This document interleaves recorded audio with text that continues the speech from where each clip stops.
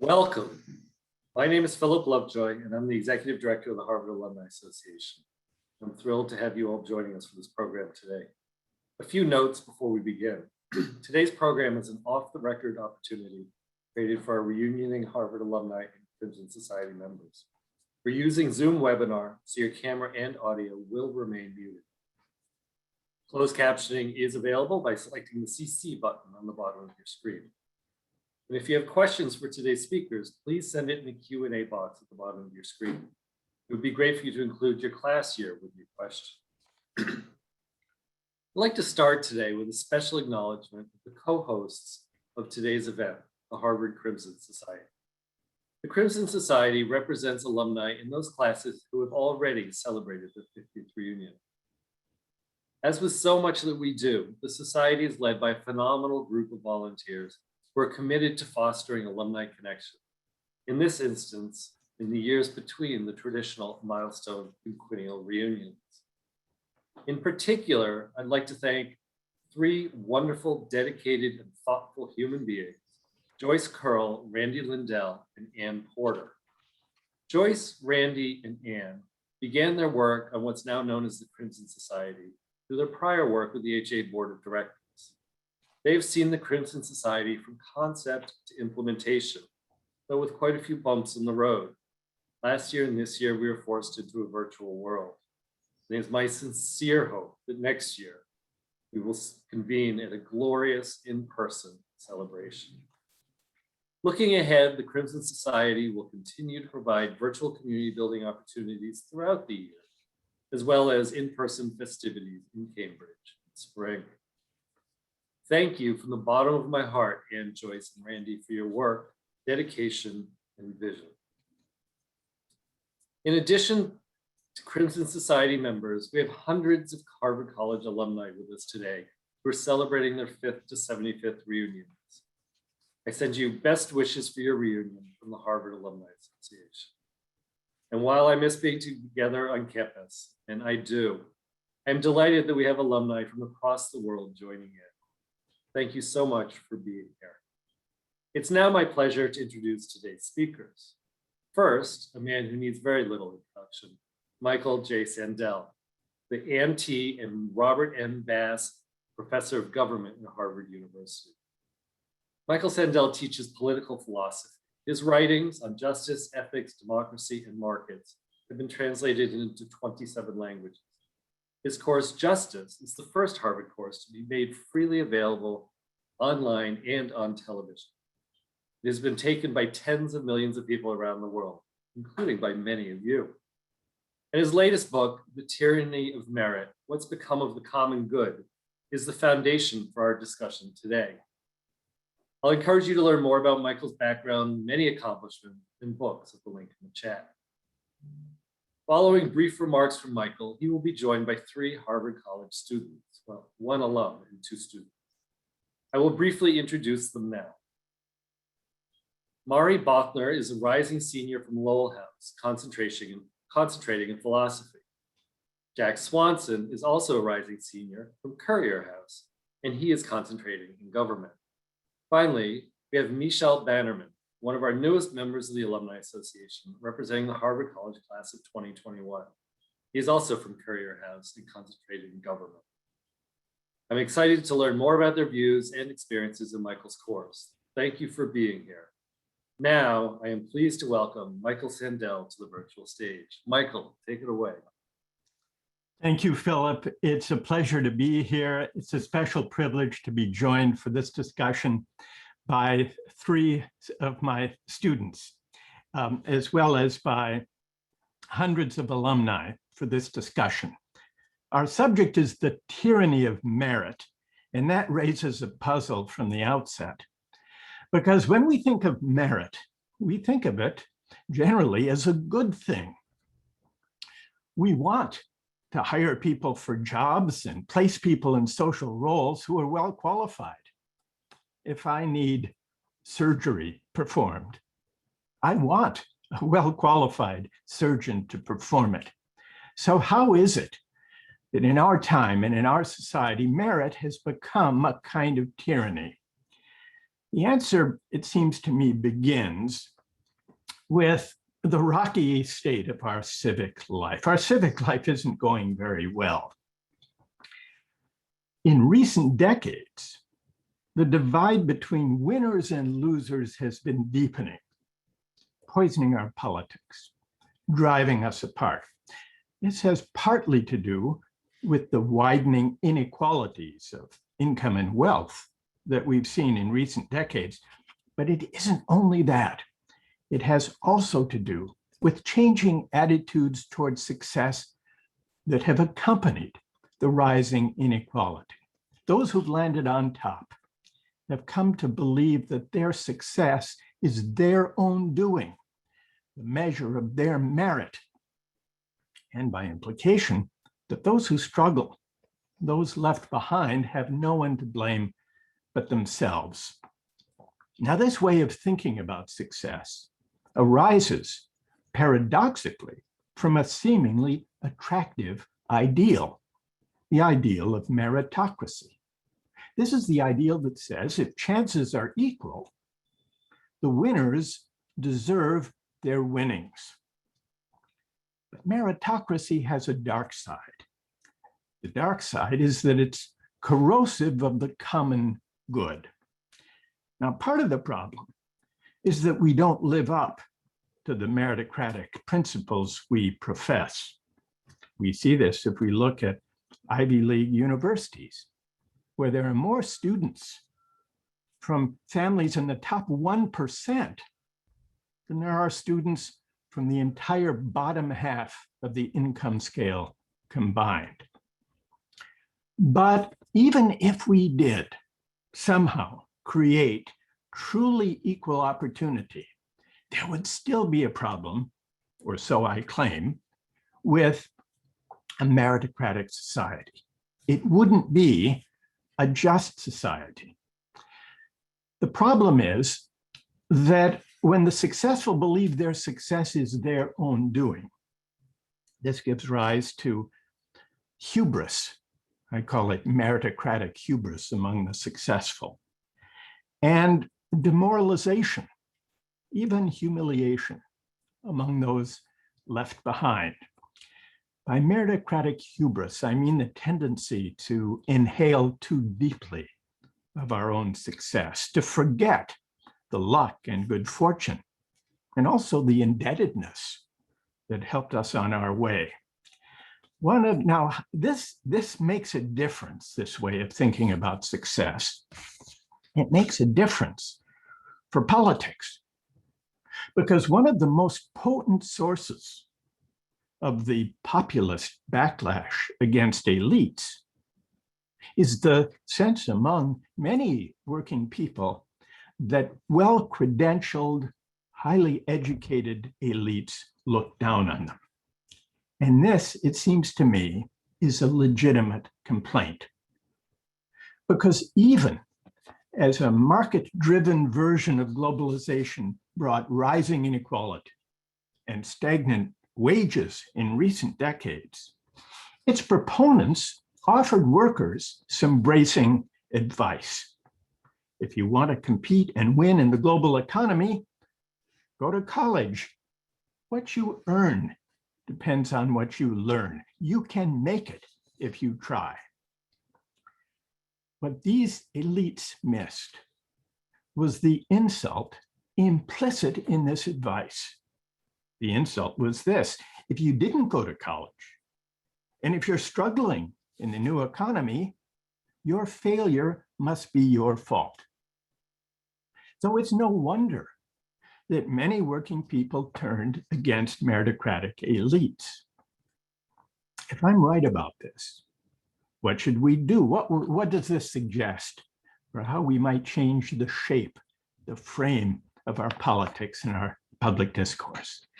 It seems to me that we need to rethink three aspects of our civic life: the role of universities, the dignity of work, and the meaning of success. We should begin, and it's relevant to this gathering, by rethinking the role of universities as arbiters of opportunity. Those of us who spend our days in the company of the credentialed can easily forget a simple fact. Most Americans don't have a 4-year college degree. In fact, nearly 2/3 don't. So it's folly to create an economy that sets as a necessary condition of dignified work and a decent life a 4-year degree that most people don't have. Don't get me wrong, encouraging people to go to college is a good thing. Broadening access for those who've been excluded or those who can't afford it is even better. But this is not a solution to inequality. So it seems to me we should focus less on arming people for meritocratic competition and focus more on the dignity of work, on making life better for those who may lack a diploma, but who make valuable contributions to our society through the work they do, the families they raise, and the communities they serve. We should renew the dignity of work and put it, not the rhetoric of rising, at the center of our politics. So part of the solution involves rethinking the role of higher education. But we also need to rethink the idea that the main solution to inequality is encouraging people to pursue individual upward mobility through higher education. And one of the reasons this is not a good enough solution is that higher education, for all its importance and all its virtues, is not the engine of upward mobility we take it to be. The economist Raj Chetty and some colleagues calculated mobility rates at 1,800 US colleges and universities, selective and non-selective, public and private. And here's what they found. They asked, how many students at these institutions arrived poor, meaning from families in the bottom fifth of the income scale, and rose to affluence as adults, top fifth? What do you think the answer was? 2%. 2%. This isn't because it doesn't help to do better in life to attend a college or a university. It's due mainly to the fact that there are so few students from low-income families in 4-year colleges in the first place. So higher education is like an elevator in a building that most people enter on the top floor. Here's one other consequence of the preoccupation with individual mobility through higher education. The emphasis on credentialism means that those without a college degree, and in particular the working class, are now virtually absent from representative government. In the US, about half the labor force is employed in working class jobs, manual labor, service industry, clerical jobs, about half. What percentage of Congress worked in these jobs, jobs such as these, before their election? Only about 2%. In state legislatures, only 3% come from working class backgrounds. So there is massive exclusion that a credentialist, meritocratic society produces, as well as a sense of lost social esteem and recognition for those who don't succeed in the market economy and who can't claim prestigious, credentialed educational background.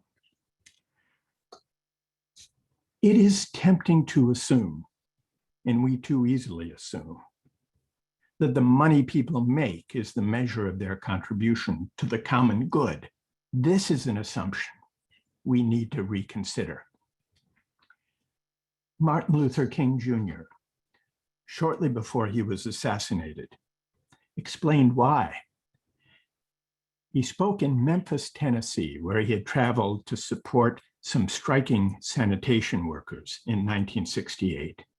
And he said this: "The person who picks up your garbage is, in the final analysis, as significant as the physician.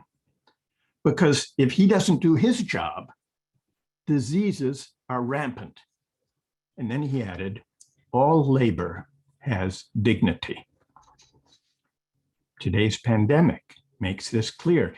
It reveals how deeply we rely on workers we often overlook: delivery workers, maintenance workers, grocery store clerks, truckers, nurse assistants, home health care providers, childcare workers. These are not the best paid or most honored workers in our society.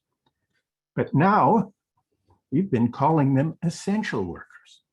So this could be a moment, an opening for a broader public debate about how to bring their pay and recognition into better alignment with the work they do. Finally, I argue in the book for, beyond this political shift, for a kind of moral, you might even say spiritual turning, reconsidering the meaning of our own success, questioning our meritocratic hubris, insisting that my success is my due, makes it hard to see myself in other people's shoes. But appreciating the role of luck in life, appreciating and recalling my indebtedness for the conditions that made my achievements possible, this can prompt a certain humility. There, but for the accident of birth, or the grace of God, or the mystery of fate, go I. This spirit of humility is, it seems to me, the civic virtue we need now. It could be the beginning of the way back from the harsh ethic of success that drives us apart. This humility, this orientation to achievement and to our indebtedness could point the way beyond the tyranny of merit toward a less rancorous, more generous public life. That's the main argument of my book, The Tyranny of Merit. And I'm really honored and privileged to be joined to begin our discussion by three students who joined me last semester in a semester-long exploration of debates about meritocracy. So I know Philip has introduced them, but I wonder if we could now bring in Mari and Jack and Michelle. And thanks to the three of you so much for joining us.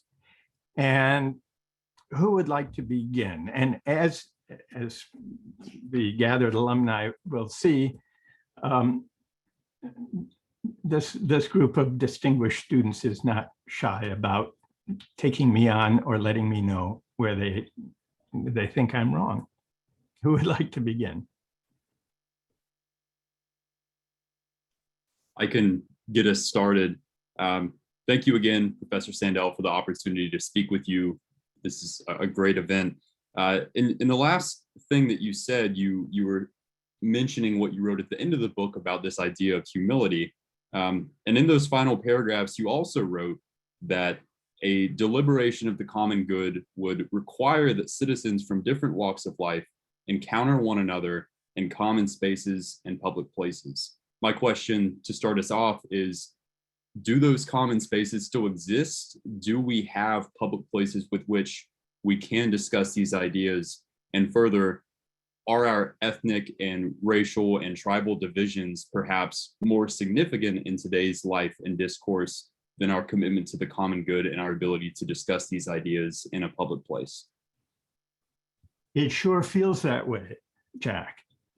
And I think the challenge for politics and for repairing our civic life depends on reconstructing the common spaces and public places that gather citizens together across differences of class, race, ethnicity, and partisan ideology. It certainly feels these days, as though we occupy separate ways of life along these dimensions, and especially along differences of class. It doesn't have to be this way. Democracy does not require perfect equality. But what it does require, I think, is that people from different walks of life encounter one another, bump up against one another in the course of their everyday lives, which brings us to your question, Jack, about class mixing institutions in public spaces, downtown areas, public parks and recreation areas, public libraries, cultural centers, public schools, sports stadia. These are all practices and institutions within civil society that provide a kind of education in shared citizenship, even though people may not enter those spaces or go to those places for civic education. They go to see a baseball game or a football game, or to take their kids to the park or to a public swimming pool, or to check out books from the library. But as these public places and institutions have withered and lost public support, and as the affluent have seceded from reliance on these shared public civic spaces, they essentially have come to be regarded as places where people go if they can't afford to buy their way out. So I think that we've heard a lot of discussion lately in Washington about infrastructure, bridges and roads and airports and the like. I think we also need to rebuild the civic infrastructure of a shared common life and rebuild those institutions within civil society that bring people together across these differences. Are there other, before we take on another question, Michelle or Mari, would you like to address the question that Jack has raised? You think it's more or less hopeless, the seeming separation and division across these differences, or do you think it's tractable? Well, if I can just add a thought. Yeah. More of a further concern. Go ahead. I know something we discussed in our seminars, not just maybe the absence of public forums or shared forums, but also just the ways in which our lives become increasingly stratified when it comes to where we're going to live, who we're going to marry, and the sort of meritocracy and the way it reproduces itself was a strong thread throughout. And I suppose this is the question to me, like we might acknowledge that this fissure between those who have kind of received the meritocratic and the sort of credentials that allow them to take part in elite society, and those who have not is growing. But we might wonder what sort of obligations fall upon us, like what decisions do I need to make that would either distance me or like further encase me in all of the benefits, the cornucopia of being a meritocrat. Right. Those are very personal decisions for many people. Yeah. And what are your thoughts? Do you have a hunch about that? Have you encountered this? Is it the subject of discussion and reflection among students, do you find, or are people more or less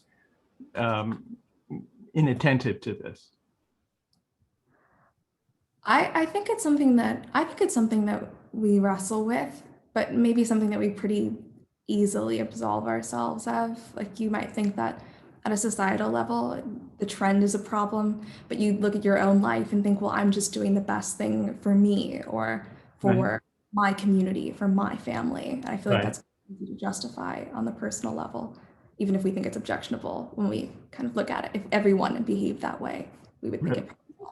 Writ large. And this comes up too when it comes to parents trying to, especially parents with various advantages, whether they should try to give their kids every conceivable advantage in competing for admission to a place like Harvard, even though the overall effect of well-off parents using every conceivable advantage to help their kids, which seems laudable from the parents' point of view, might have the effect, and has had the effect, of enabling those who have already succeeded to reproduce in the next generation their own advantages and privileges. So it's hard to ask parents unilaterally to disarm, because they'll say, why should I sacrifice my child's opportunities?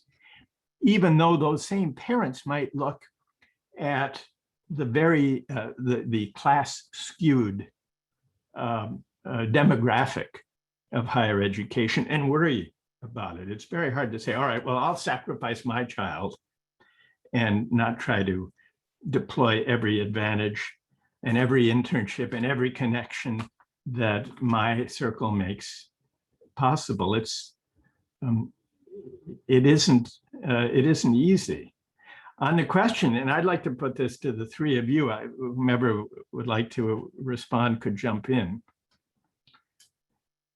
Do you think it's more likely among the students you came to know at Harvard, is it more likely that the students you know will marry someone outside their religious faith, or that they will marry someone who hasn't attended a prestigious college or university?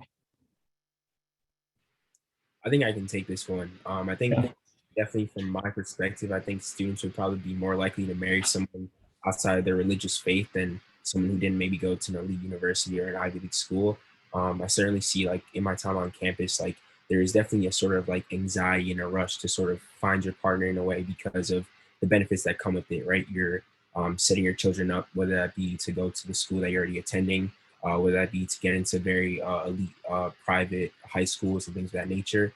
Just in general, sort of looking forward to the future. I think, especially within our generation, there's seemingly like a rush, and I think it's really built out of sort of this rat race that we have going on, where you want to be the first in line and you want to kind of jump through different hoops and things of that nature. Where now marriage is even becoming one of those things that we're sort of changing the way we think about it, and sort of being more in a rush to sort of lock down a partner who we think can elevate us more so than anything else. And so even the choice of a life partner, you see, Michelle, as swept up in the rat race, as you describe it, of meritocratic competition? Yeah, absolutely. And you see this among your friends in Harvard College? Yeah, definitely. I think, like, especially amongst like even my group of friends, like, I think there's sort of like a reluctance to even date outside of sort of like the Ivy League bubble or even the Harvard bubble. I think just being around people who are like experiencing the same things as you, and then also I think a huge priority is like thinking about how you want to configure a life for your next generation or your kids and thereafter is more important than really kind of even maybe finding like true love that may exist outside of, you know, your sort of bubble or your immediate circle of people you relate to. And I think that's a pretty I think saddening thing to think about. And it's the sad reality of it that we are sort of like in this never-ending loop of trying to chase after credentials and chase after, you know, things that can put us above the next person. And I think that's, you know, it's something that we definitely have to take a step back and reflect on why that's actually the case. And to what would be your answer to the hard question Mari put to me that I didn't answer very directly or effectively? Do you think there's any way we can resist this as individuals, or does it have to be a more collective approach? I think it certainly has to be a more collective approach. I don't think as individuals, like me as one person, can really change this. I think it really needs to be like a huge a collective really reckoning with like the society that we live in currently.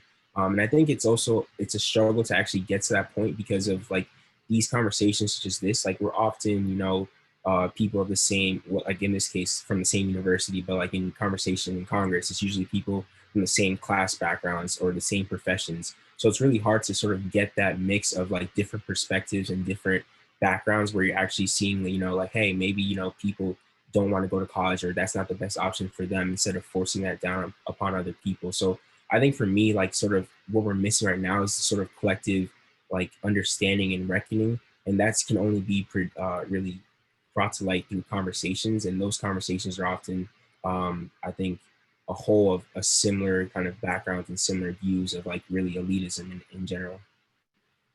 Thank you for that. That's pretty powerful. Mari or Jack, anything to add to that? I mean, that's quite an indictment of our present condition. Yeah, do you agree? I tend to agree with most of what Mari and Michelle have said already. I will say that I think that there is some space for personal responsibility and an obligation on the individual to actually counteract these forces. I think that as an individual, as Mari mentioned before at Harvard, you might think, why would I sacrifice my opportunities for my children or my peers or my friends when I can continue down this path? But I really think that at the individual level, each of us can make an active decision to go and branch out into places you're not normally going to be. I mean, how many of your close friends for Harvard grads out there can you name that don't have a college degree? And if that's very few, maybe that should change. And I don't think that that's necessarily a difficult thing to do. I think it's a matter of moving out of your bubble, which, most people have been in for most of their lives, and just reaching out to other people. And I think we're going to need that kind of an individual effort paired with more of a collective reform on public spaces, communities, et cetera. But you still need that individual effort to cultivate what I think Professor Sandel has mentioned in terms of humility, because humility, I don't think will come through these larger reforms. I think it's going to happen at the individual level. It's a fascinating topic. It connects, Mari, I hope you don't mind my putting you on the spot, but it connects with some interesting observations you made toward the end of the seminar when we were discussing this issue about privilege and about, say, Ivy League students. I've argued, and Jack has just reinforced the thought that we need to work on humility. There is this problem with meritocratic hubris, and yet some people say, well, students at Harvard and similar places are talking about their privilege all the time. So they're keenly aware. Doesn't this show that they are in touch with a certain humility? And you had an interesting take on how talk of privilege fits with this frame, this way of thinking. Would you mind sharing that? Sure.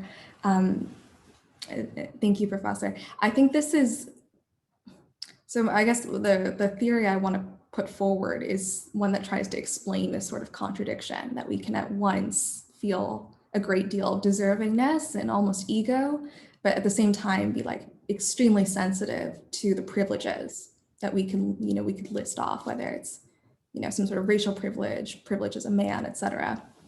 And I sort of what I am suggesting, at least, or my intuition, is that you can be aware of the particular advantages that you've had without necessarily feeling as though you are not responsible for what you have. And in fact, sometimes itemizing our privileges can make it really easy for us to think about, kind of take the sum of the accomplishments that we've achieved, subtract whatever marginal advantages we've gotten from, having a certain level of, a financial background, being of a certain group, et cetera, and then realize, oh, I've still done really well for myself. And this becomes almost more of a robust hubris because it's one that's sort of tempered. And so I think the thought is that even in the discussions that you might have in places like Harvard, meritocratic hubs, people can actually sort of perform this awareness of privilege without doing that deep work of, internalizing and recognizing their indebtedness, which means that they don't deserve what they have. And I think it has to do with the fact that we don't necessarily acknowledge privileges that aren't just categories, but deal with the whole scope of arbitrariness of our lives. And say what that would look like, Mari.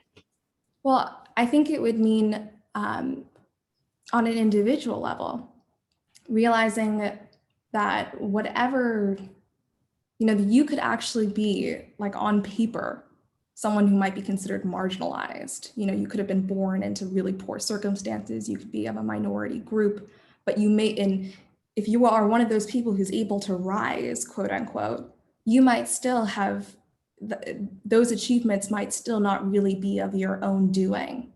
That it's still the result of having a parent who instilled the right work ethic, or having been at the right place at the right time, gotten the right scholarship, lot of favor, people who invest in you. And seeing those people as also being no more deserving, say, of what they've achieved than even the people who we think are, privileged and benefit from nepotism, like seeing the arbitrariness of all of our lives and realizing where I end up or where you end up. Right. Right. Yeah, I think that's fascinating. Anything more on that topic? Or I know people, you may have had other questions or points you wanted to raise. I think a point that I wanted to raise that's somewhat related to what Mario said early in the discussion.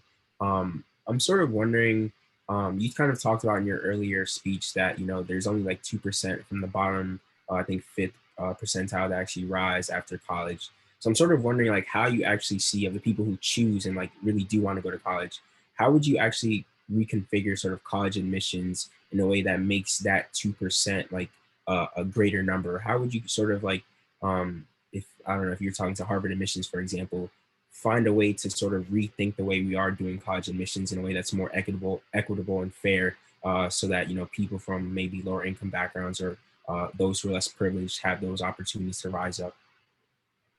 It's a great question. And before I'll come to the advice I would give Harvard admissions in a moment, Michelle, but first I would say there's a prior question, which is, I think we need to lessen the stakes, lower the stakes of winning admission to an Ivy League school in the first place.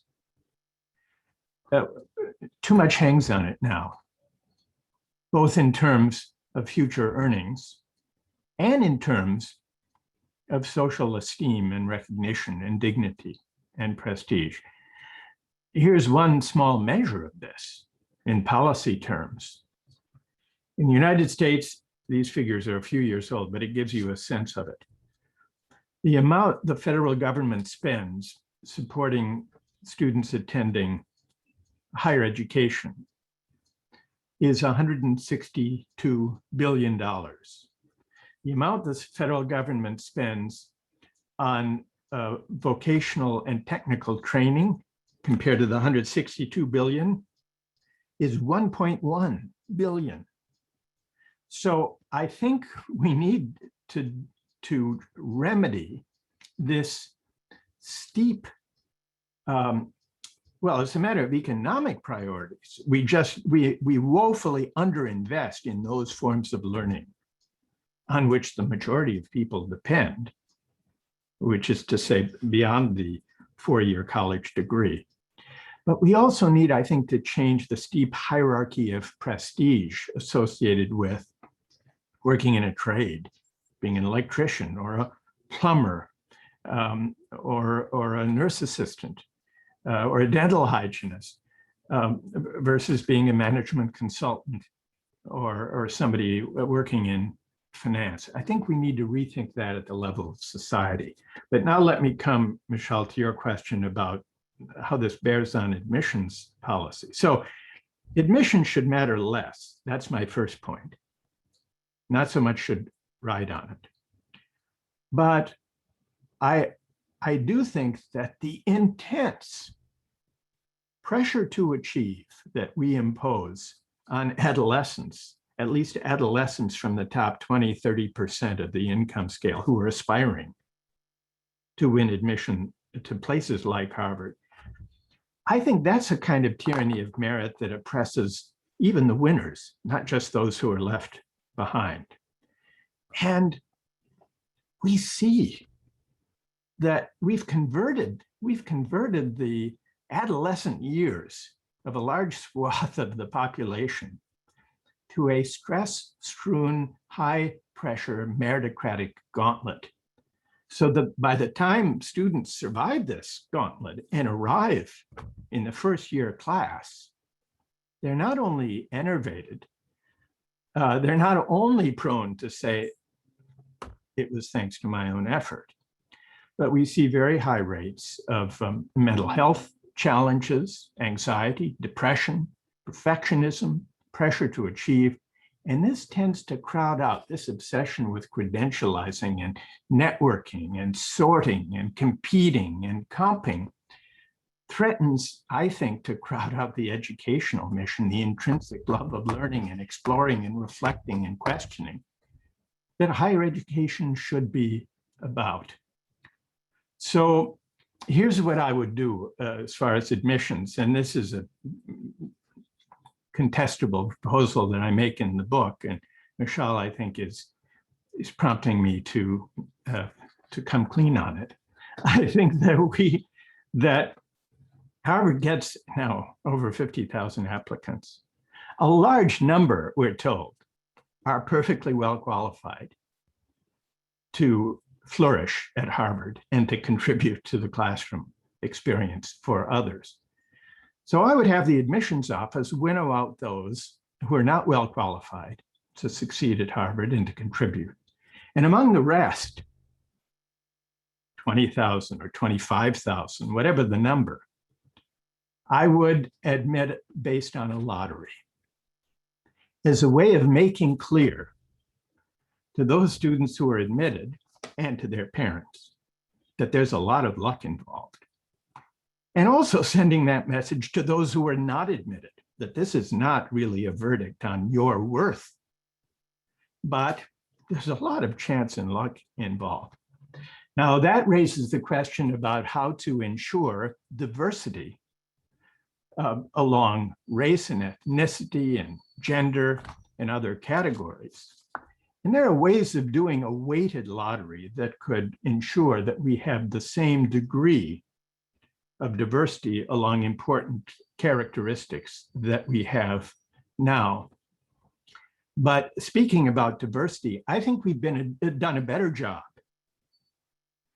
And by we, I mean not only Harvard, but selective colleges and universities generally have done a better job in recent decades of opening access to students previously excluded on the basis of race and ethnicity and gender than we have recruiting and enrolling students who come from poor backgrounds or from first generation families. And so I would really try to extend Harvard's recruitment effort to students whose parents didn't go to a prestigious college or university, may not have a four-year degree at all, but who could flourish here and can contribute. Michelle, what do you think about that? I know you have some reservations about this proposal. Go ahead. Yeah, I actually like most of the proposal because I do think that, sort of the way admissions are configured now, there is some aspects that I think the lottery would certainly change. But I do think one of my reservations towards lotteries, I think there needs to be a little bit more of intentionality in terms of like filling out certain profiles. And to be specific with that, I think when it comes to affirmative action in particular, especially low income students of color who aren't from, the private universities, such as like the Choate, the Hotchkisses of the world, and things of that nature. I think those students provide like an enormous value, not only to the university, but also in that 2% that, Raj Chetty pointed out, they're often not even in the discussion of those. And I think if we want to make college, again, some sort of social mobility or some sort of avenue for social mobility for the rest of the public, I think we need to be more intentional on who we're actually, advocating to get into these schools. I think oftentimes, the private institutions or like the very top 100 public schools are often, people who are already going to succeed, already going to get into a lot of these good universities, whereas, in the public schools just down the street who are less funded or don't really have the same education opportunities, these students are just as capable and just as, would flourish, in my opinion, just as much. They just don't really have the resources at a young age. And I think the reason why I'm a little bit hesitant towards your lottery is because I think that lottery wouldn't really give the same weight to those students who I think would flourish and provide tremendous value to the university, but also towards like making college again some avenue for social mobility. But I think other than that, like I think it's like a really like great proposal, and I think it would cut a lot of the emissions like rat race again that was like seen through like the emission scandal and things of that nature that definitely needs to be cut down in my opinion. Thanks for that. Jack or Mari, thoughts on this? Yeah, I think that the thing I appreciate most about the proposal of a lottery is not necessarily for how it would, shape the class and who would be admitted and how we could change those factors, but more what you mentioned earlier about lowering the stakes of college admissions. But I still can't help but wonder if maybe this is a little narrow in scope, given that we're just talking about the Harvard college admissions process. Only 1,600 students come here a year. Millions of students go to college a year. Millions more don't go to college, but maybe could use some other training. So to that end, I would wonder if you have any idea about how this specific proposal might branch out into addressing those questions that I think far more students will be thinking about than what's happening at Harvard in the admissions office. Well, this takes us back to the my first response to Michelle, which goes beyond the Harvard admissions policy towards society's investment in technical and vocational training, in active labor market policies that equip people to contribute to the economy and to find fulfilling work, even if they don't get a four-year college degree. Partly it's a matter of investment, but also it's a matter of broadening the basis of social esteem. There is an economy that has to do with income and wealth and pay, but there's also a related economy of esteem. And this is why I focus not only on inequalities of income and wealth as they've widened in recent decades, but also on the way we esteem and value and recognize various contributions. And I think we've at a time when social prestige and material reward has flowed most to those who manage money, it's undermined the esteem and recognition accorded those who perform, who produce valuable goods and perform valuable services that are outside the financial sector, outside the professional class sphere, and that may not require a university degree. It doesn't have to be this way. The Germans in this respect do it better than we do. They invest much more substantially in vocational and technical training. And they link that training to jobs that are actually available. And they accord greater recognition and honor to those who perform those jobs. They don't valorize a four-year degree at a prestigious place to the extent that we do, nor does Canada. So the rat race to which we've become accustomed, the meritocratic scramble, is not a necessary feature of democratic life, even democratic life within market societies, because we see examples of places that moderate or tamp down the intensity of this meritocratic competition. I also think, just to add one other thought, Jack, going back to class mixing institutions, one we haven't talked about would be universal national service, which traditionally has performed the function of class mixing, bringing people together from different walks of life. But it also can be a way of tempering the kind of isolation of parts of our society between those who go to university and those who learn in other ways and perform other kinds of jobs. And if you don't mind, this comes to mind in part because you've shared with me some of your plans after graduation. Do you mind sharing that with this audience? Yeah, of course. So I am currently in the Marine Corps Officer Candidate School program. So I attended last summer Officer Candidate School in Quantico. And after I graduate, I'll commission as a Marine Corps officer for 4 or however many years afterwards. I wonder if I could put to you and to Mari and Michelle this question, and then I want to ask Heather. I know there are alumni who had lots of questions they want to put to us. Would you be for or against a system of universal national service, be it military or otherwise? Jack, we'll start with you. Would you be in favor of that?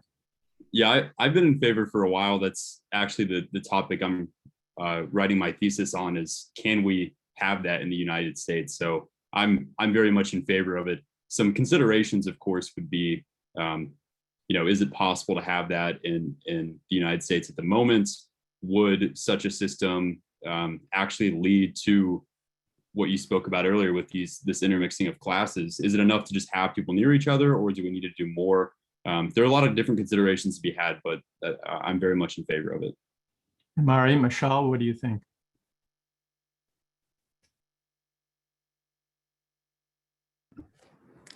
I think I have not given it as much thought as a thesis. I like Jack's proposal. I think I am in favor of a form of mandatory civic service, not necessarily a military designation. Right. I also I wonder too if it, we talk about, if all work is to have dignity, maybe it means that all people should engage in a sort of labor that is often seen as less, whose value is less recognized. Maybe that can go towards not just strengthening sort of our democratic bonds, but also just beginning with the level of destigmatization or the shared experience of doing labor that has very a tangible and necessary impact on the way our society runs. Yeah. So I think I would be in favor of that. You've introduced another consideration beyond the purely civic one, which is destigmatizing various forms of manual labor. Yeah, Michelle, what do you think? Yeah, I think I fall somewhere between like Mari and Jack, and I think the reason why I would be for it is for 2 different reasons. I think one, sort of a normalization of like the fact that you don't have to go to college, or the sort of presenting different, I think, opportunities to people. I think, in our current setup now, like you're pretty much, or at least like in certain circles, you're pretty much drilled in to try to go to college or get a 4-year degree. And I think like actually having a space where, people from all different walks of life can actually just, be together in the same space, not even just in the educational space, something we're like hugely lacking. I guess my only sort of thing that I would definitely give more thought to is sort of the military aspect. I think I definitely would want to kind of think about that more in depth, but I think just sort of the concept of it itself is definitely one that I'm for. Great. Well, thank you for that. So we've just, Heather, you can see we've just begun to scratch the surface of these very broad themes. And I know you have a lot of questions from alumni. So shall we turn to them? Absolutely. Thank you all so much. And yes, we have lots of questions from our alumni audience. And I want to thank you for the discussion about national service. Michael Haynes from the class of 1970, and Porter from the Radcliffe class of 1962, and about a dozen others had questions related to national service and the draft, et cetera. So thank you for addressing that. I'll start with a question from Charles Spencer from the class of 1966. So in addition to this discussion that you're currently having, what are there other policy and advocacy pathways to walk us away from meritocratic tyranny? Well, the ones that I think we should focus on most immediately and directly are ones that could begin to enact a greater appreciation for the dignity of work. And one very practical way of trying to renew the dignity of work is to strengthen the conditions under which people who work can have some collective voice in labor unions, which have been gutted in large part through changes in policy and law over the 40-year period, roughly speaking, that we've been discussing. I also think we should ask how the tax system registers certain messages about what counts as a valuable contribution to the common good. For example, I think we should debate why it is that we tax earnings from capital gains, interest, and dividends at a lower rate than we tax earnings from labor, from the work people actually do. And having that debate, quite apart from the revenue implications, and apart even from the distributive implications, the burden of taxation, that's a debate that could raise, if it were done well, could raise fundamental questions about what counts as a valuable contribution and what it means really to respect labor and work. Here's another. The payroll tax. It falls upon workers and companies that hire workers. What about swapping out all or part of the payroll tax and making up the lost revenue with a tax on speculative financial transactions? Now, here too, there might be an argument that this would have desirable redistributive effects, but what interests me is how this debate would focus us on the question of the dignity of work. Is it really true that people engaged in, let's say, high-frequency trading, who make 800, 900, 1,000 times more than a school teacher, are they really contributing something that's 900 times more valuable to the common good than what a school teacher contributes, or a nurse, or for that matter, a physician? So I would take questions, familiar questions about taxes and about policies, seemingly economic questions that also implicitly raise fundamental questions about what it is to affirm and to respect the dignity of work.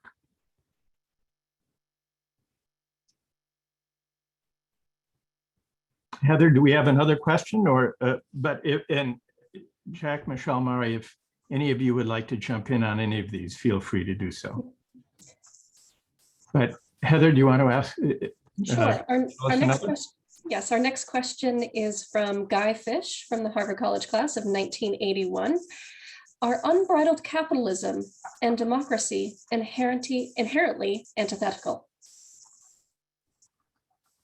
If by unbridled capitalism, Guy means capitalism that is unaccountable to democratic decision-making, my answer would be yes. And I think part of what's eroded democracy over the last 4 decades has been a tendency to move away from what might be called the embedded capitalism of the post-war years, roughly speaking, from 1945 to the mid or late 70s, embedded capitalism, to a kind of what Guy calls the unbridled capitalism, where it's assumed that the only or the primary purpose of corporations is to maximize shareholder value. I think that was a wrong turn. I think it was a turn in the direction of unbridled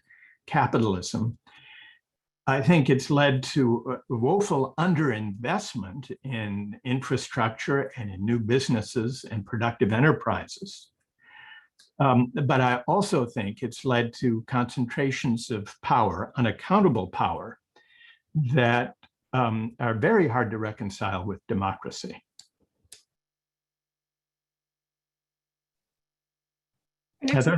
Our next question comes from Monroe, Labussier, from the class of 91.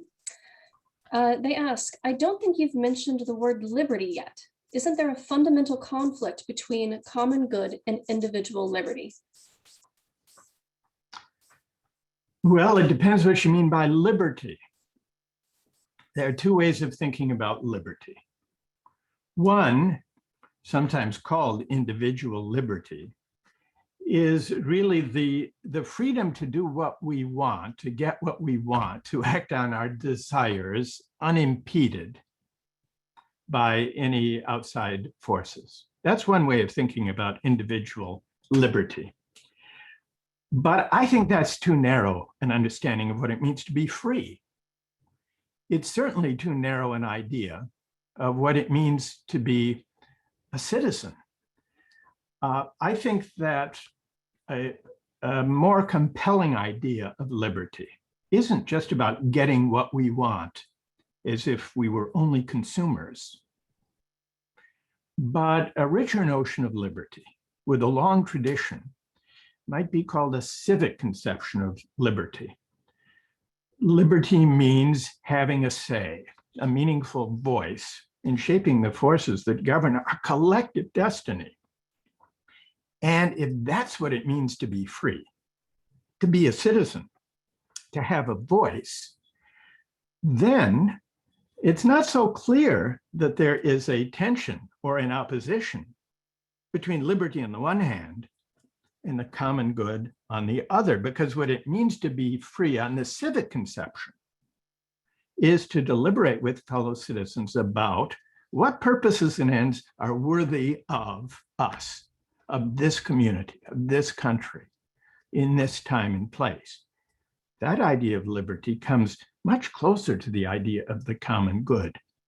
Whereas if we think of individual liberty as just acting on our desires as consumers, then it's easy to see how you could think there's a clash between individual liberty and the common good. So I think part of, in a way, Monroe has touched on a theme implicit in the book and in the discussion we've been having, which is the market-driven society we've inhabited for the last few decades is one that has narrowed our understanding of what it means to be free and has driven a sharper wedge than there should be between liberty on the one hand and the common good that democratic citizens argue about and deliberate about on the other. Heather? So a number of people are really interested to understand your experience of the student experience. Many people listening took justice 10, 15, 20 years ago, or some folks have taken it online.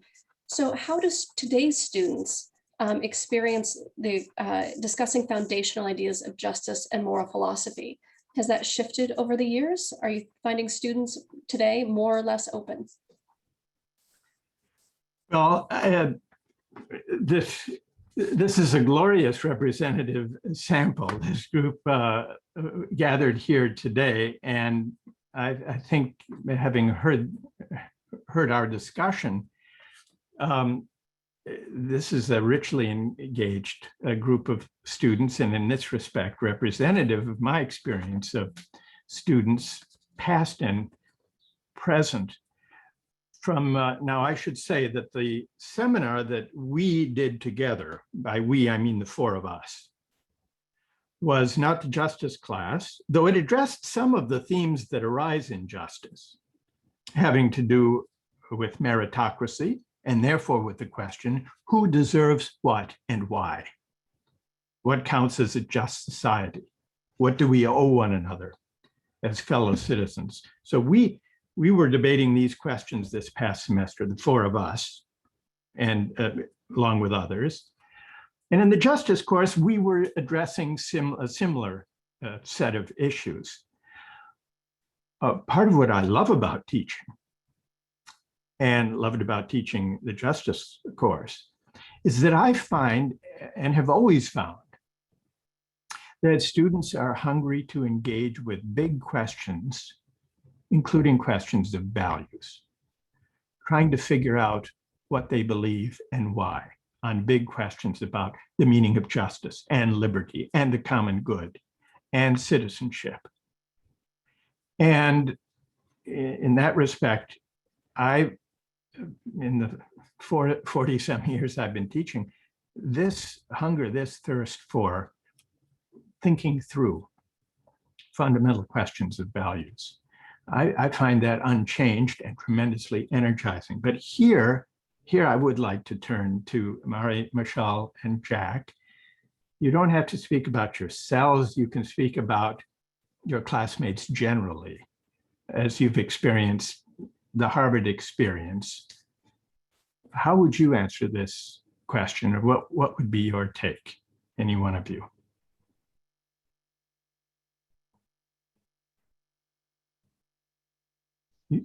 Go ahead, Mari. Well, I mean, I think that, I mean, I like to think, and based on I feel as though the enriching discussions I've absorbed from my peers, yeah, students are really deeply engaged in these issues. I think, yeah, I mean, I'm studying moral philosophy, so maybe that's, again, a skewed sample. But what I really took away in part from our seminar is that there's such an openness to changing one's views. I felt as though I came in with a certain set of ideas, so did everyone else, and I feel as though there was a real acknowledgement that there was almost like that sort of like reflective deliberation that we imagine happening at the societal level, happening in the classroom, which I think for me at least was really impactful to be part of. And yeah, I think that's, you know, we're talking about all the benefits of you know, allowing people to, you know, democratizing education, or, you know, this period of development and training. I think so much of that isn't of what happens at Harvard that's valuable, is not just the conferring of credentials, but the space that it allows for these discussions. And I think they can happen elsewhere, but I'm really grateful to have been part of them this semester. And Michal and Jack, do you find in your experience, or do you find that in engaging in courses such as this, you find yourself rethinking or re-examining your views, whether or not you ultimately change your mind? Has college been about reflection and reconsideration of fundamental questions? Do you, for yourself or for those you've observed? I guess I'll answer really quickly. I think up until your class, like, to be frank, it really wasn't. I think, like, you touched upon it earlier. I think like a lot of sort of like that critical thinking about the world around us, like in college, like I didn't really see it that much in a lot of the classes I was taking, unfortunately. I think there is like a more emphasis on like sort of like getting jobs that you want, or things of that nature, that sort of takes away from really like critically thinking about the world around us, thinking about the privileges around us, or the privilege that we possess, or sort of like what's going on in the larger scheme of things. I think your class was like really the first opportunity. And like, again, I was a second semester senior, where like I really actually took a step back and like critically thought about like my past 4 years, my really previous 21 years on Earth, and how that relates to sort of the grand scheme of, you know, other people and my community and things of that nature. And I sort of wish there was really like more classes or like more engaging dialogues on things of this, because I think, you know, if we are expecting Harvard students to be sort of the next leaders of the world, we need to start critically think about, you know, how we are, you know, the decisions that we make are sort of are affecting other people around us. And I sort of wish, like, you know, now that I'm an alum, I guess technically, that like, you know, more students are critically engaging in these discussions instead of just worrying about, you know, their job on Wall Street or things of that nature. I think there needs to be more of, you know, thinking beyond just that. Right. Thank you for that, Michal. Jack?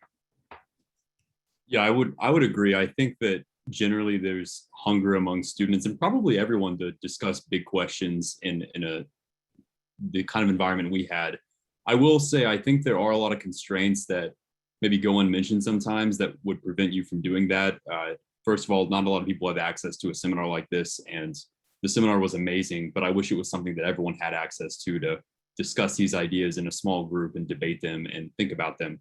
And some of those constraints, at least for me, I remember coming to college, I come from a like a rural working class family. And the first thing I was told about college was that I needed to get something that was employable. I couldn't like get a degree in something where I was sitting in the clouds all day, or where I was just thinking, or where I, wasn't quite walking out with some marketable skills.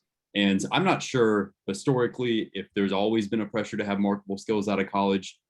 My understanding of it is that college to me nowadays is a little more competitive, a little more cutthroat, a little less deliberative in your ability to just sit there and change your views and think deeply about these questions. Instead, I think people are feeling the pressure of having to market themselves, of having to find skills, of having to get something employable before they even leave. So that's the biggest constraint for me that I think prevents what I would consider to be a very natural desire to discuss these questions and issues. Well, thank you for that. And Heather, just to, it's very hard to follow these really powerful observations of Mari, Michelle, and Jack. I would just add this before we turn things back to Philip. It's always struck me since I've begun teaching that there is a kind of window of openness, an exploratory moment that corresponds roughly to the ages of roughly 18 to 20, 22, 23, 24. And I feel that